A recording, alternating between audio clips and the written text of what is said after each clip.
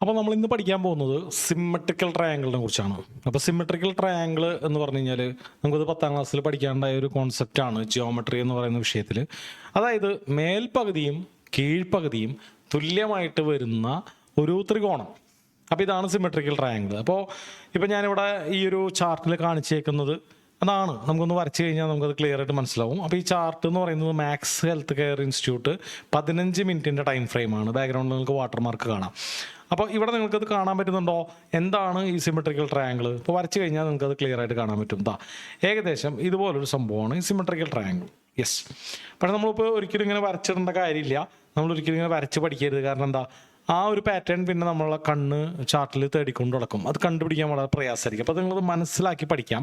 ഇതെങ്ങനെയാണ് ഈ സിമെട്രിക്കൽ കണ്ടാൽ നമുക്ക് തിരിച്ചറിയാൻ പറ്റുക, എന്തൊക്കെ മാനദണ്ഡങ്ങൾ അതിനുണ്ട്, എന്തൊക്കെ നമുക്കതിൽ കാണേണ്ടതുണ്ട്. അപ്പോൾ അതൊരിക്കലും ഇങ്ങനൊരു എന്താ പറയുക, ഒരു മുതലയുടെ വായ പോലെ അല്ലെങ്കിൽ ഒരു എന്താ പറയുക ഷാർക്കിൻ്റെ പല്ല് പോലെയൊന്നും വേണമെന്നില്ല. നമുക്ക് കാണേണ്ടത്, ഇതെപ്പോഴും വരച്ച് പഠിക്കാൻ ഏറ്റവും ബെസ്റ്റ് ടൂൾ എന്ന് പറഞ്ഞാൽ ട്രേഡിംഗ് വ്യൂവിലുള്ള ഒരു ഏരോസ് ആണ്. അപ്പോൾ ഇപ്പോൾ ഈ ഒരു ഏരോ എടുത്തു കഴിഞ്ഞാൽ ഈ ഒരു സെക്ഷനിൽ പോയി കഴിഞ്ഞാൽ അപ്പ് ഏരോ ഡൗൺ ഏരോ എന്ന് പറഞ്ഞ 2 ഏരോ കാണാം. അപ്പോൾ ഇതുപോലെ നമ്മൾ കാണേണ്ടത് ഇതുപോലെ കയറി വരുന്ന 4 സപ്പോർട്ടുകളാണ് കാണേണ്ടത്. ഇപ്പോൾ ബിഗിനേഴ്സിന് മനസ്സിലാവാൻ വേണ്ടി ഒരു സപ്പോർട്ട് എന്താണെന്നുള്ളത് ഞാൻ വളരെ ഈസി ആയിട്ടൊന്ന് പറഞ്ഞുതരാം. മാർക്കറ്റ് ഒരു ബോൾ നിലത്തേക്ക് ഇട്ട് കഴിഞ്ഞാൽ ബൗൺസ് ബാക്ക് ചെയ്ത് പൊങ്ങാറില്ലേ, അതുപോലെ ടേണിംഗ് പോയിന്റ് ആയിട്ട് പ്രവർത്തിച്ച പ്രൈസ് ലെവൽസിനെയാണ് നമ്മൾ സപ്പോർട്ട് എന്ന് വിളിക്കുന്നത്. അപ്പോൾ ഇതുപോലെ 4 പ്രാവശ്യം സപ്പോർട്ട് കയറി മുകളിലേക്ക് വന്നിട്ടുണ്ടാവണം. അപ്പോൾ 4 പ്രാവശ്യം സപ്പോർട്ട് കയറി വരുന്നതോടൊപ്പം തന്നെ 4 പ്രാവശ്യം റെസിസ്റ്റൻസ്. അപ്പോൾ അതിന് നേരെ ഓപ്പോസിറ്റ് നമുക്കൊരു റെസിസ്റ്റൻസിന് ഒരു സീലിംഗ് പോലെ കാണാം. നമ്മളൊരു ബോൾ സീലിംഗ് വഴിക്ക് ഇട്ട് കഴിഞ്ഞാൽ താഴത്തേക്ക് നിലം പതിക്കില്ലേ, എന്നതുപോലെ താഴേക്ക് വരുന്ന അല്ലെങ്കിൽ ഫോളോ ചെയ്തുകൊണ്ടിരിക്കുന്ന 4 റെസിസ്റ്റൻസും കൂടി നമുക്ക് കാണാൻ പറ്റണം. അപ്പോൾ ഇത് 4 ഉണ്ടെങ്കിൽ അത്യുഗ്രൻ അല്ലെങ്കിൽ നല്ല ലക്ഷണമൊത്തൊരു പാറ്റേൺ എന്ന് പറയാം. മിനിമം ഒരു 3 നമുക്ക് കിട്ടണം. അപ്പോൾ ഇതിനെയാണ് നമ്മൾ സിമെട്രിക്കൽ ട്രയാങ്കിൾ എന്ന് പറയുന്നത്. എന്തുകൊണ്ട് ലൈൻ വരയ്ക്കുന്നില്ല എന്ന് ചോദിച്ചാൽ, ഇതൊരിക്കലും ഒരു നേർരേഖയിൽ വരണമെന്നില്ല. പല ആൾക്കാരും പറ്റുന്ന മിസ്റ്റേക്ക് എന്ന് പറഞ്ഞു കഴിഞ്ഞാൽ കറക്റ്റ് അച്ചട്ടായിട്ട് ഒരു സിമെട്രിക്കൽ ജോമെട്രിയിൽ പഠിക്കാനുള്ള ട്രയാങ്കിൾ തപ്പി നടക്കുകയാണ് ട്രേഡിംഗ് വ്യൂവിൽ. അങ്ങനെ നോക്കണ്ട. ഇത് നമ്മളെപ്പോഴും കാണേണ്ടത് ഇങ്ങനെയാണ്. അതായത് മാർക്കറ്റ് ഒരു സപ്പോർട്ട് എടുത്തു, പിന്നെ ഒരു റെസിസ്റ്റൻസ് എടുത്തു, മുമ്പത്തെ സപ്പോർട്ടിനേക്കാളും കയറിയിട്ടൊരു സപ്പോർട്ട് എടുത്തു, മുമ്പത്തെ റെസിസ്റ്റൻസിനേക്കാളും താഴെയുള്ള റെസിസ്റ്റൻസ് എടുത്തു, അതിനേക്കാളും മേലെയായിരുന്നു അത് അടുത്ത സപ്പോർട്ട്, മുമ്പത്തെ റെസിസ്റ്റൻസിനേക്കാളും താഴെയായിരുന്നു അടുത്ത സപ്പോർട്ട്.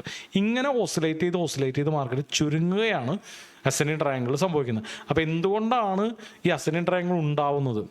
അപ്പോൾ അതിൻ്റെ പിന്നിലെ കാരണം ഒറ്റ വാക്കിൽ പറയുകയാണെങ്കിൽ മാർക്കറ്റിലെ ഇക്വിലിബ്രിയം എന്ന് പറയും. ഇക്വിലിബ്രിയം എന്ന് പറഞ്ഞാൽ എന്താണ്? ബയേഴ്സും സെല്ലേഴ്സും തുല്യമായിട്ടുള്ള അവസ്ഥ. ഇപ്പോൾ ഒരു ടൈം നോക്കുകയാണെങ്കിൽ, അപ്രോക്സിമേറ്റ്ലി ഒരു ടൈം നോക്കുകയാണെങ്കിൽ 1 കോടി ബയേഴ്സ് അവിടെ ഉണ്ടെങ്കിൽ 1 കോടി സെല്ലേഴ്സ് ഉണ്ടെന്ന് നമുക്ക് മനസ്സിലാക്കാം.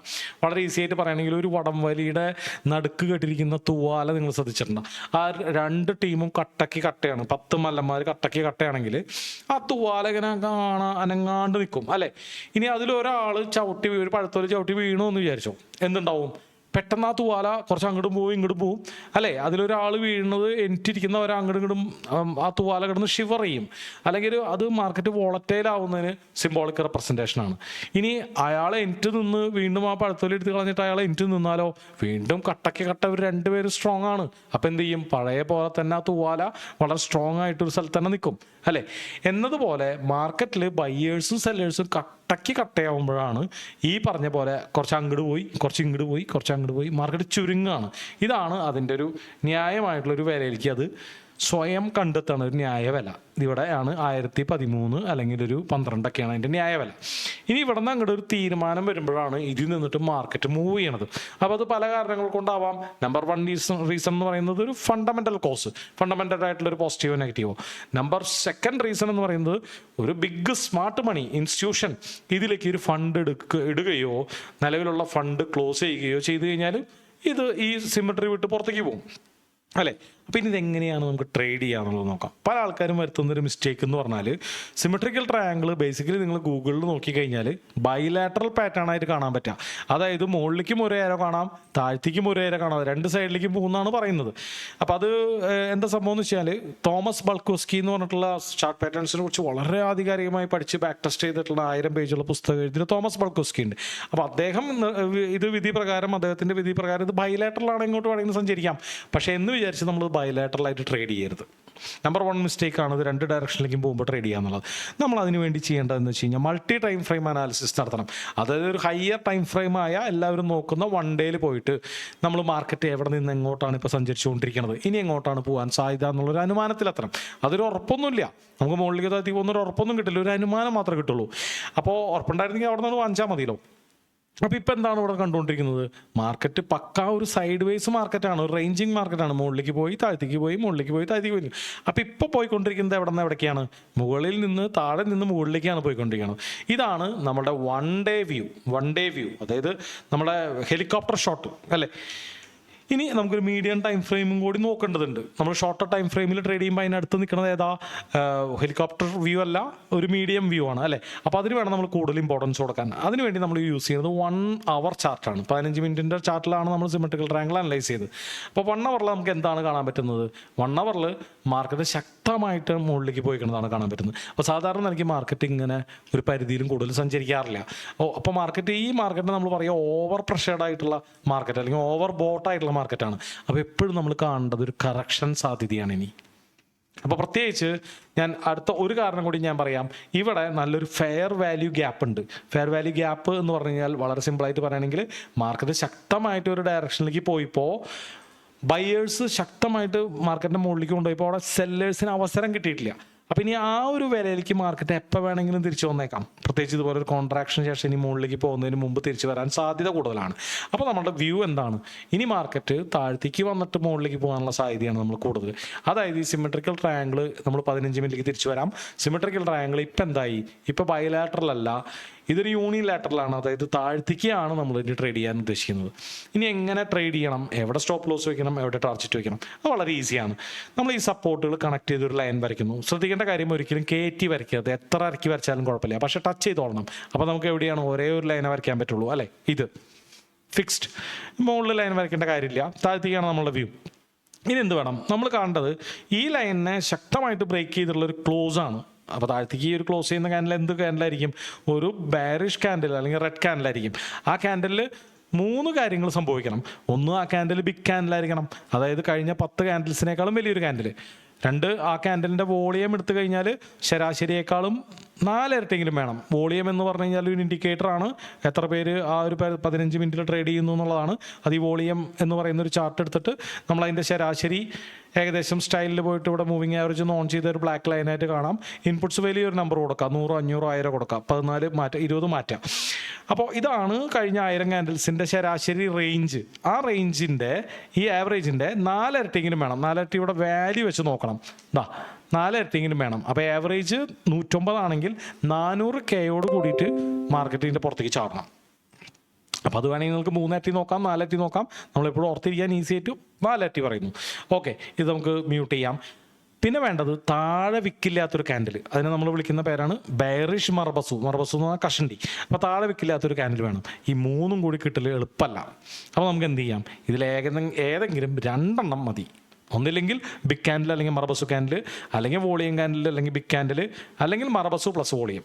ഏതെങ്കിലും 2 കിട്ടിക്കഴിഞ്ഞാൽ നിങ്ങൾക്ക് നല്ല കൺഫർമേഷനോട് കൂടിയിട്ട് ഒരു ട്രേഡ് എടുക്കാം. ഓക്കെ, അപ്പോൾ സാധാരണ എങ്ങനെയാണ് ഒരു സിമെട്രിക്കൽ ഇക്വിലിബ്രിയത്തിൽ നിന്ന് പുറത്ത് കിടക്കുക? ഒരു ഫണ്ടമെന്റൽ കോസ്റ്റ് വരുമ്പോഴാണ് അത് പുറത്ത് കിടക്കുക. റീറ്റെയിലേഴ്സിന് അത് പുറത്തേക്ക് കൊണ്ടുപോകാൻ എളുപ്പമല്ല. അപ്പോൾ സാധാരണ നിലയ്ക്ക് ഇതൊക്കെ സംഭവിക്കാറുണ്ട്.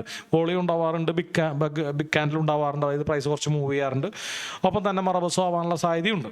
ഓക്കെ, അപ്പോൾ 2 വേണം. ഇനി എവിടെ സ്റ്റോപ്പ് ലോസ് വയ്ക്കും, എവിടെ ടാർഗറ്റ് വയ്ക്കും? ഞാൻ പറഞ്ഞു, ഇവിടെ നിന്നൊരു നല്ല പുഷ് കിട്ടിയിട്ട് ഇവിടെ ഒരു ഫെയർ വാല്യൂ ഗ്യാപ്പ് ഇട്ടിട്ട് മാർക്കറ്റ് മുകളിലേക്ക് പോയിട്ടുണ്ടെങ്കിൽ സാധാരണ നിലയ്ക്ക് അതിൻ്റെ ഒരു 61-78% ഒക്കെ അത് താഴേക്ക് വരാറുണ്ട്. പക്ഷേ ഈ കേസിൽ ഞാൻ 78 താഴേക്ക് വരുന്നു പ്രതീക്ഷിക്കുന്നില്ല. കാരണം എന്താ? മാർക്കറ്റ് നല്ല പ്രഷറിലാണ് മുകളിലേക്ക് പോകുന്നത്. അപ്പോൾ ഇത്ര നല്ല സ്റ്റീപ്പായിട്ട് മുകളിലേക്ക് പോയിക്കൊണ്ടിരിക്കുമ്പോൾ മിക്കതും 61 ഒക്കെ എത്തിയാൽ ബാക്കിയും. അപ്പോൾ നമുക്കൊരു 78 നമുക്ക് മറക്കാം. 61 ആണ് നമ്മൾ ടാർഗറ്റ് ആക്കാൻ നമ്മൾ പോകുന്നത്. അത് തന്നെയാണ് ഓൾമോസ്റ്റ് ഈ ഫെയർ വാല്യൂ ഗ്യാപ്പിൻ്റെ സെൻറ്റർ എന്ന് പറയുന്നത്. അപ്പോൾ ഏകദേശം ഫെയർ വാല്യൂ ഗ്യാപ്പിലേക്ക് എത്തിക്കഴിഞ്ഞാൽ നമുക്ക് നമ്മുടെ ട്രേഡ് ക്ലോസ് ചെയ്യാം. അല്ലെങ്കിൽ ഈവൻ ഫെയർ വാല്യൂ ഗ്യാപ്പിൻ്റെ സെൻറ്റർ വരെ നമുക്ക് ഈ ഒരു എന്താ പറയുക, ഈ ഒരു ട്രേഡ് റൈഡ് ചെയ്യാം. ഫെയർ വാല്യൂ ഗ്യാപ്പിൻ്റെ സെൻറ്റർ വരെ റൈഡ് ചെയ്യണമെങ്കിൽ നമുക്ക് ഏകദേശം 1-3 കിട്ടും. ഇനി അത്ര കൺസർവേറ്റീവായിട്ട് ട്രേഡ് ചെയ്യുന്ന ആൾക്കാർ ആ ഫെയർ വാല്യൂ ഗ്യാപ്പ് എത്തുമ്പോൾ ക്ലോസ് ചെയ്യാം. ഇപ്പോൾ ഇവിടെ നമ്മുടെ എന്ത് ചെയ്യാം, നമുക്കിവിടെ ഒരു ടാർഗറ്റ് വെക്കാം. ക്ലാസിക്കലായിട്ട് സിമെട്രിക്കൽ ട്രയാങ്കിൾ ടാർഗറ്റ് എടുക്കുന്ന മെത്തേഡും വേണമെങ്കിൽ നിങ്ങൾക്ക് ഫോളോ ചെയ്യാം. അതെപ്പോഴും വർക്ക് ആയിക്കൊള്ളുന്നില്ല. അതായത് ഈ സിമെട്രിക്കൽ ട്രയാങ്കിളിൻ്റെ മൊത്തം ഹൈറ്റ് അപ്പോൾ ചാർട്ടിൽ എപ്പോഴും ഹൈറ്റിന് പറയുന്ന പേരാണ് റേഞ്ച്. അപ്പോൾ ഈ സിമെട്രിക്കൽ ട്രയാങ്കിളിൻ്റെ റേഞ്ച് അളക്കുക. അതേ റേഞ്ച് തന്നെ ഈ ഇക്വിലിബ്രിയത്തിൽ നിന്ന് താഴ്ത്തിക്ക്. അപ്പോൾ ഇക്വിലിബ്രിയം എവിടെയാണ്? ഇതിൻ്റെ ഓൾമോസ്റ്റ് സെൻറ്റർ, അതിനെ പിവറ്റ് പോയിന്റ് എന്നാണ് പറയുക. അപ്പോൾ ആ പിവറ്റ് പോയിന്റ് നിന്നും നമുക്ക് താഴ്ത്തിക്ക് അളന്നിട്ട് അത്ര നമുക്ക് ടാർഗറ്റ് എടുക്കാം. ഓക്കെ, അപ്പോൾ നമ്മൾ ഇതാണ് ക്ലാസിക്കൽ മെത്തേഡ്. ഇനി ഈ പിവറ്റ് പോയിന്റ് അറിഞ്ഞിരിക്കുന്നത് വളരെ യൂസ്ഫുൾ ആണ്. കാരണം എന്താ, മാർക്കറ്റ് അഥവാ നാളെ ഗ്യാപ്പ് ഡൗണിലാണ് ഓപ്പൺ ചെയ്തതെന്നുണ്ടെങ്കിൽ അവിടെ ഒരിക്കലും നിങ്ങൾ എൻട്രി എടുക്കാൻ നിൽക്കരുത്. കാരണം എന്താ, മാർക്കറ്റ് വീണ്ടും തിരിച്ച് കയറി പിവറ്റ് പോയിന്റിലേക്ക് വരാനുള്ള സാധ്യതയുണ്ട്. അപ്പോൾ ആ പിവറ്റ് പോയിന്റിൽ എത്തിയിട്ട് തിരിക്കുകയാണെങ്കിൽ മാത്രമേ നമ്മൾ ട്രേഡ് എടുക്കാവൂ. ഒരു പക്ഷേ കയറി പോയിട്ട് ഇതിൻ്റെ മുകളിലുള്ള ലിക്വിഡിറ്റി ഹണ്ട് ചെയ്യാനുള്ള സാധ്യത വരെയുണ്ട്. അപ്പോൾ നമ്മൾ സൂക്ഷിച്ച് വേണം ട്രേഡ് ചെയ്യാൻ. മാർക്കറ്റ് താഴത്തേക്ക് വീണിട്ട് പിന്നെ തിരിച്ച് റീട്രേസ്മെൻറ്റ് വരാണെങ്കിൽ ഈ പിവറ്റ് പോയിൻ്റാണ് ഏറ്റവും പോസിബിലിറ്റി ഉള്ള ഒരു ടേണിംഗ് പോയിന്റ്. അവിടെ ഹൈക്കനാഷി റെഡ് ആവുകയാണെങ്കിൽ കാൻഡിൽസ്റ്റിക് പാറ്റേൺ നോക്കിയിരുന്നാൽ നമുക്ക് ഇത് ട്രേഡ് നിങ്ങൾക്ക് വേസ്റ്റ് ആവും. കാൻഡിൽസ്റ്റിക് പാറ്റേൺ ഇത്ര ഉറപ്പുണ്ട്, ബാക്കിയെല്ലാം കൊണ്ടും ഓക്കെ ആണെന്നുണ്ടെങ്കിൽ നിങ്ങൾ കാൻഡിൽസ്റ്റിക് പാറ്റേൺ നോക്കിയിരുന്ന് ട്രേഡ് വേസ്റ്റ് ആക്കരുത്. ഹൈക്കനാഷി ചാർട്ട് എടുക്കുക. ഹൈക്കനാഷി ചാർട്ട് എടുക്കുകയാണെങ്കിൽ അത് അവിടെ നിന്ന് താഴേക്ക് പോകണമെങ്കിൽ നമ്മളെയും കൊണ്ടേ പോവുള്ളൂ. അപ്പോൾ കുറച്ചുകൂടി കൺഫർമേഷനാണ്. അപ്പോൾ നമ്മൾ വളരെ ലോങ് ടൈമിൽ കാര്യമായിട്ട് കണ്ണിൽ എണ്ണ ഒഴിച്ച് കാത്തിരിക്കുന്ന എ ക്ലാസ് സെറ്റപ്പുകൾ ഒരിക്കലും നമ്മൾ കാൻഡിൽസ്റ്റിക് പാറ്റേണേക്കാൾ ഞാൻ പേഴ്സണലി പ്രിഫർ ചെയ്യുന്നത് ഹൈക്കനാഷി റെഡ് ആകുമ്പോൾ നമ്മൾ ട്രേഡ് ചെയ്യാവുന്നതാണ്. കാൻഡിൽസ്റ്റിക് പാറ്റേൺ കിട്ടിക്കൊള്ളുന്നില്ല. കാൻഡിൽസ്റ്റിക് പാറ്റേൺ കിട്ടുകയാണെങ്കിൽ നല്ലത്, അതുകൊണ്ട് നോക്കുന്നവർക്ക് നോക്കാം. ഓക്കെ, അപ്പോൾ അവിടെയാണ് നമ്മളുടെ ട്രേഡിംഗ് സെറ്റപ്പ്. അപ്പോൾ ക്ലിയർ ആയിട്ട് മനസ്സിലായെന്ന് വിചാരിക്കുന്നു. ഒരു ക്വിക്ക് റിവിഷനിലേക്ക് കിടക്കാം. സിമെട്രിക്കൽ ട്രയാങ്കിൾ എന്ന് പറഞ്ഞു കഴിഞ്ഞാൽ കീഴ്പ്പകുതിയും മേൽപ്പകുതിയും ഈക്വൽ ആയിട്ടുള്ളൊരു ത്രികോണം. പക്ഷെ നമ്മൾ ചാർട്ടിൽ പലപ്പോഴും അത് കാണേണ്ട കാര്യമില്ല. ലൈനായിട്ട് നമ്മൾ ഒരിക്കലും വരയ്ക്കരുത്. കയറി വരുന്ന 3 സപ്പോർട്ടുകളും ഇറങ്ങി വരുന്ന 3 റെസിസ്റ്റൻസുകളുമാണ് അതിൻ്റെ മുഖമുദ്ര. രണ്ടാമത്തെ പോയിന്റ് എന്ന് പറഞ്ഞു കഴിഞ്ഞാൽ ഇതൊരു ബൈലാറ്ററൽ പാറ്റേൺ ആയിട്ട് കാണരുത്. ഗൂഗിൾ ഇമേജ് നോക്കി കഴിഞ്ഞാൽ അങ്ങോട്ടും ഇങ്ങോട്ടും ട്രേഡ് എടുക്കാമെന്ന് പറയും. നമ്മൾ എന്ത് ചെയ്യണം, പ്രൊഫഷണൽ ട്രേഡേഴ്സ് എന്ത് ചെയ്യണം, അത് കോൺടെക്സ്റ്റ് നോക്കിയിട്ട് ഇനി എങ്ങോട്ടാണ് പോകാൻ സാധ്യത എന്നുള്ളത് മനസ്സിലാക്കിയിട്ട് അതിനെ ബേസ് ചെയ്തിട്ട് മാത്രം ഒരു ഡയറക്ഷനിലേക്ക് മാത്രമേ ട്രേഡ് എടുക്കാൻ പാടുള്ളൂ. ആ ഡയറക്ഷൻ നിങ്ങൾക്ക് കിട്ടണമെങ്കിൽ ട്രേഡ് വിടുക, അടുത്ത സിമെട്രിക്കൽ ട്രയാങ്കിൾ പിടിക്കുക, അടുത്ത ട്രയാങ്കിൾ പിടിക്കുക, അല്ലെങ്കിൽ അടുത്ത ചാർട്ട് പാറ്റേൺ പിടിക്കുക. മൂന്നാമത്തെ കാര്യം എന്താണ്, ഒരിക്കലും സ്റ്റോപ്പ് ലോസ് കൂടുതൽ വെക്കുന്നതിൽ അർത്ഥമില്ല. താഴ്ത്തേക്ക് ബ്രേക്ക് ചെയ്ത് താഴ്ത്തേക്ക് പോകേണ്ട സാധനമാണെങ്കിൽ അധികം താഴ്ത്തി മുകളിലേക്ക് കയറാറില്ല. അപ്പോൾ ടൈറ്റ് ആയിട്ടുള്ള സ്റ്റോപ്പ് ലോസ് വെക്കുക. ഈ സ്വിങ്ങിന് തൊട്ട് മേലെ വെക്കാം. കൂടുതൽ ബഫർ ഇടരുത്. ടാർഗറ്റ് ഒരിക്കലും ഗ്രീഡോട് കൂടിയിട്ട് ഒരുപാട് എടുക്കരുത്. ഇത് മൊത്തം ഇത്രയും സ്പേസിൻ്റെ പകുതി കറക്റ്റ് ചെയ്യുന്നൊന്നും പ്രതീക്ഷിച്ചിട്ട് നമ്മൾ ട്രേഡ് എടുക്കരുത്. നമ്മളെപ്പോഴും എന്ത് വേണം, ലാസ്റ്റ് ഉണ്ടാക്കിയ ഇമ്പൾസീവ് മൂവ് തുടങ്ങി മുകളിലേക്ക് അളന്നിട്ട് അതിൻ്റെ ഒരു 61% ഒക്കെ നല്ലൊരു ടാർഗറ്റ് ആയിരിക്കും. അല്ലെങ്കിൽ ഇപ്പോൾ ഇവിടെ ക്ലിയർ ആയിട്ടുള്ള ഒരു ഫെയർ വാല്യൂ ഗ്യാപ്പ് ഒക്കെ കാണുന്നുണ്ട്. അവിടെ നിന്ന് നല്ല വീണ്ടും ഒരു ബൈയിങ് പ്രഷർ എമർജ് ചെയ്യുന്നതായിട്ട് നമുക്ക് സങ്കല്പിക്കാം.